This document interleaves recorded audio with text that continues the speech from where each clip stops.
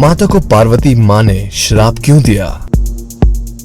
भारत में गाय को माता का स्थान प्राप्त है। पुराणों में उसे साक्षात देव की संज्ञा दी जाती है। माना जाता है कि कामधेनु का हर अंश मानव मात्र के लिए वरदान है। हर गृहस्थी की रसोई में पहली रोटी गौ माता के नाम से निकाली जाती है। सुख और दुख से जुड़ा कोई भी धार्मिक काम या फिर अनुष्ठान गौ माता का ग्रास निकाले बिना पूरा नहीं होता। इसके बावजूद परम पूज्य गौ माता के झुंड कचरे के ढेर पर जूठन से पेट भरते दिखाई देते हैं। इसे देखकर मन में प्रश्न आना स्वाभाविक है कि आखिर गौ माता की आज ऐसी दुर्गति क्यों है।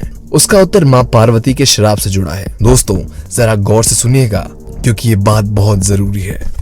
एक बार की बात है जब भगवान शिव और माँ पार्वती समुद्र के किनारे विहार के लिए गए। इस विहार के बीच शिव जी के मन में एक शरारत आई। उन्होंने कहा कि देवी पार्वती, मुझे अचानक आवश्यक काम के लिए जाना पड़ रहा है। मैं कार्य पूर्ण कर अभी आपके पास आता हूँ। आप यही मेरी प्रतीक्षा करिए। असल में शिव जी पार्वती को परेशान करना चाहते थे। शिव जी की बात मानकर देवी पार्वती अकेले ही तट पर बैठकर उनकी प्रतीक्षा करने लगी। इसी तरह शाम हो गई। उस दिन तीज की तिथि थी। जब रात तक शिव जी नहीं लौटे तो माँ पार्वती ने तट पर ही रेत के शिवलिंग का निर्माण किया और आसपास उपलब्ध पूजन सामग्री से रात भर शिव जी की निर्जला निराहार व्रत संपूर्ण किया। शिव जी सूक्ष्म स्वरूप में वहां उपस्थित थे और वह गतिविधियों को देख रहे थे। सुबह होने पर पार्वती ने समुद्र में रेत के शिवलिंग और पूजन सामग्री को विसर्जित कर दिया। इसके थोड़ी ही देर बाद शिव जी प्रकट हो गए और बोलने लगे कि देवी पार्वती, आपने कल तीज की तिथि पर मेरी पूजा नहीं की। पार्वती जी ने कहा कि मैंने पूजा की है और अभी सामग्री विसर्जित की है।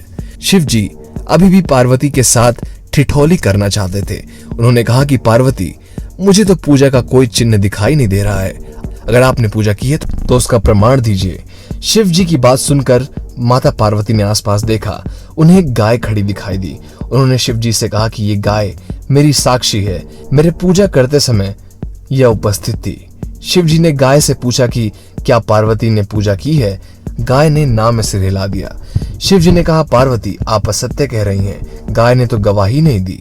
शिव जी के सामने स्वयं का अकारण झूठा साबित होना पार्वती जी को सहन नहीं हुआ। उन्होंने उसी वक्त गाय को श्राप दिया कि तू दिव्य जन्मा है, जगत कल्याण के लिए प्रकट हुई है, इसलिए जनहित के लिए तेरे गुण यथावत रहेंगे, किंतु जिस मुंह से तूने ये झूठी गवाही दी उसे दंड भुगतना पड़ेगा।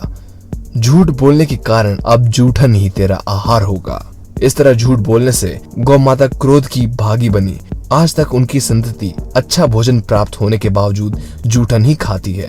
दोस्तों अगर आपको ये रहस्य नहीं पता था तो इसको अपने साथ और भी कई लोगों को शेयर करिए और सबको बताइए कि आखिर आजकल की गाय जूठा क्यों खा रही हैं और सड़ा गला क्यों खा रही हैं। दोस्तों अगर आपको ये वीडियो अच्छी लगी तो नीचे कमेंट सेक्शन में जरूर बताइए कि दोस्तों अगर आप नए हैं हमारे चैनल पे तो उसको सब्सक्राइब करके वो बेल आइकन जरूर दबा लीजिए।